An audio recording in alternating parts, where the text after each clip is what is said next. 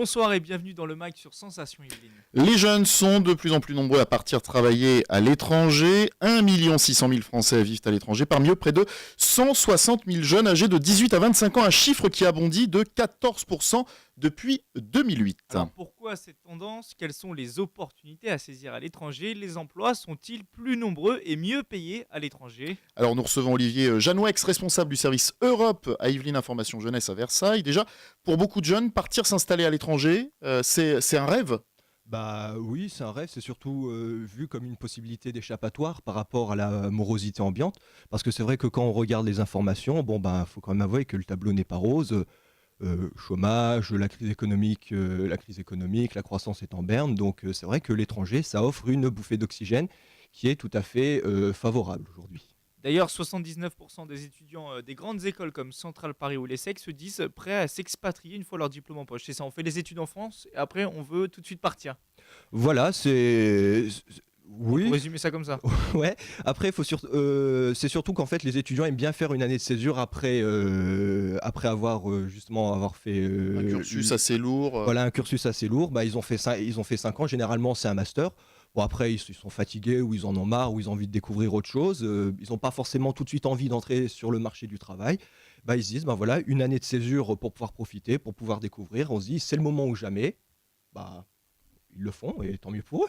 Et donc la raison principale, c'est vraiment l'année de césure, mais aussi trouver un emploi en dehors de la France à cause de la morosité ambiante. Voilà, en fait, c'est que surtout partir à l'étranger permet d'acquérir différentes compétences. Ça permet différentes compétences qui vont être complètement différentes par rapport à ce qu'on peut acquérir en France.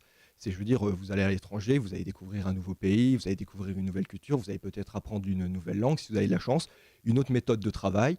Et ça permet de montrer tout simplement sur votre CV, moi je suis capable d'aller à l'étranger, je me débrouille, je peux aller à peu près n'importe où. C'est ça, il y a une difficulté à trouver un emploi en France, mais pas seulement. Travailler à l'étranger, c'est aussi parfois donner un coup d'accélérateur à sa carrière, se dire je vais faire une expérience à l'étranger, quand je vais revenir, ça me fait une ligne de plus sur mon CV, j'aurai acquis de l'expérience et ça sera un plus. Et puis vous le disiez, c'est aussi se perfectionner en langue étrangère. Parmi les destinations privilégiées par les jeunes diplômés, on trouve les pays anglophones, mais aussi la Suisse, l'Allemagne ou encore l'Espagne. Mais d'autres pays connaissent un certain engouement, comme les États-Unis, la Chine ou encore l'Inde et le Brésil. Pourquoi ces pays-là? Tout simplement. Alors, pour certains pays, c'est le climat. J'ai envie de dire, l'Espagne, prenez l'Espagne, vous avez 9 mois de soleil, vous pouvez vous dorer la pilule 9 mois par an, comparé à la France, ou dans certaines régions, vous prenez de la flotte 6 mois par an, voilà. Enfin, on se dort la pilule en sortant du travail, naturellement, qu'on s'entende bien, Olivier.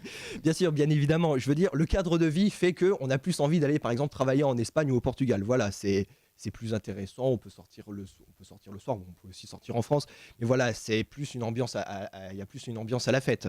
Après, pour des pays comme la Suisse ou l'Allemagne, c'est principalement des pays qui payent bien, ça il faut le reconnaître, voilà, donc qui payent bien, après qui offrent aussi une professionnalisation qui est assez intéressante. Je veux dire, quand vous faites des études là-bas ou quand vous faites justement votre stage là-bas, vous êtes vraiment mis dans le monde du marché du travail et à la fin, vous avez généralement un réseau qui peut vous permettre justement de trouver un travail assez rapidement. Après, pour les États-Unis, c'est un peu le rêve américain. Je veux dire, qui n'a jamais rêvé d'aller aux States après avoir vu un film ou une série télé? On a tous eu envie de se dire, New York ou Boston ou Los Angeles, pour les vacances ou pour le travail, c'est tout à fait une possibilité. Chine, Inde, Brésil, tout simplement. Ça, c'est déjà plus surprenant, c'est un peu plus exotique, mais c'est là-bas que ça se passe, c'est là-bas que c'est en plein développement. Voilà, c'est vrai que là, ces pays ont connu récemment, même depuis une dizaine d'années, ils ont un boom économique qui est très fort. Et il faut aussi avouer que la fuite des cerveaux, ils recrutent énormément. Ça, faut bien comprendre que c'est énormément de recruteurs qui, des fois, vont dans certaines écoles privées et vont leur dire, tout simplement, toi, tu as fait telles études, c'est simple, c'est bien, j'admire ton parcours. Nous, on a besoin de ça, de ça, de ça, de ça. Et si ça t'intéresse, tu viens, on va te faciliter les démarches. On te paye le billet d'avion, tu n'as plus qu'à venir travailler. Et voilà. D'ailleurs, les Français sont très recherchés ou nos cerveaux à nous particulièrement? Oui, les Français sont plutôt recherchés parce qu'en fait, on est très polyvalent. C'est un des grands avantages qu'on a à la fac, c'est qu'on forme vraiment nos étudiants sont très polyvalents quand ils sortent.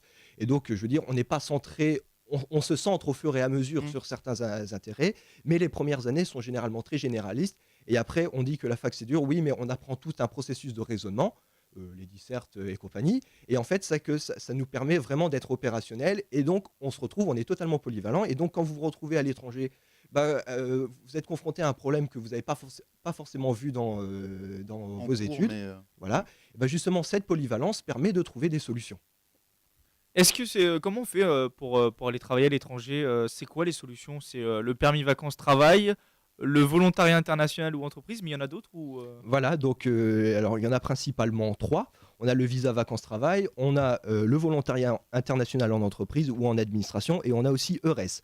Alors on va commencer déjà avec le visa vacances-travail. Alors écoutez bien. Alors, papier, stylo, chez vous, vous prenez note. Le permis vacances-travail. Alors il y a vacances et travail. Il y a vacances et travail. Voilà. C'est ça Alors à la base, c'est surtout pour les vacances. Vous partez pendant 1 an à l'étranger.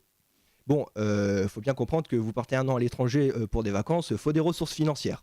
Et donc, généralement, en même temps que vous allez en vacances, ils vous offrent un permis de travail où vous pouvez travailler dans le pays. Pour se payer ses vacances, en fait. Voilà. Alors, il n'y a que quelques pays qui permettent ça. Hein. Exact. Parce qu'en fait, c'est tout simplement, ce sont des pays qui ont signé des conventions bilatérales avec la France, donc c'est absolument en dehors de l'Europe ou des Nations Unies. Et donc, on a principalement l'Argentine, l'Australie, le Canada, la Corée du Sud, le Japon, la Nouvelle-Zélande et Hong Kong. Très bien, très exotique. Ça nous donne des idées, non? Ouais. Non, pas encore. Oh bah faut en profiter, hein, je veux dire. On a le volontariat international en entreprise aussi. C'est quoi ça? Voilà. Alors le volontariat international, c'est vous êtes volontaire, mais vous avez un statut qui est très protecteur. Voilà, je veux dire, vous êtes quand même payé en moyenne plus de 1 000 € pour aller à l'étranger, pour travailler dans une entreprise. Vous êtes volontaire, mais voilà, vous avez vraiment un statut protecteur. À 1 000 €, on est volontaire à 1 000 €. Prenez par rapport à un service civique qui est payé 570 €. Je veux dire, des fois, c'est tout bénef. Et après, il faut quand même prendre en compte le coût de la vie. Je veux dire, vous finissez en Roumanie ou en Croatie, 1 000 €, c'est du pétrole là-bas. Ouais. Voilà. Donc, alors en fait, pour le volontariat international, vous pouvez aussi le faire en administration, c'est tout à fait possible. Alors, vous avez principalement sur Internet un site qui s'appelle CiviWeb. Et donc, c'est un site où vous vous inscrivez, vous postez votre CV, vous postez votre lettre de motivation, vous répondez aux offres. Et donc, si l'entreprise ou l'administration est intéressée par votre profil, elle va vous recontacter. Voilà. D'accord. Et enfin, on a le réseau. Alors, je ne connaissais pas du tout le réseau EURES. Qu'est-ce que c'est le réseau EURES? Alors, le réseau EURES, c'est une sorte de gros pôle emploi européen. En fait, c'est un réseau qui est animé par la Commission européenne et ça regroupe toutes les offres d'emploi des différents pôles emploi nationaux. Ok. D'accord. Voilà. Donc, tous les pôles emploi des pays d'Europe, des pays de l'Union européenne, mettent à disposition les offres d'emploi. Voilà. Sur ce site.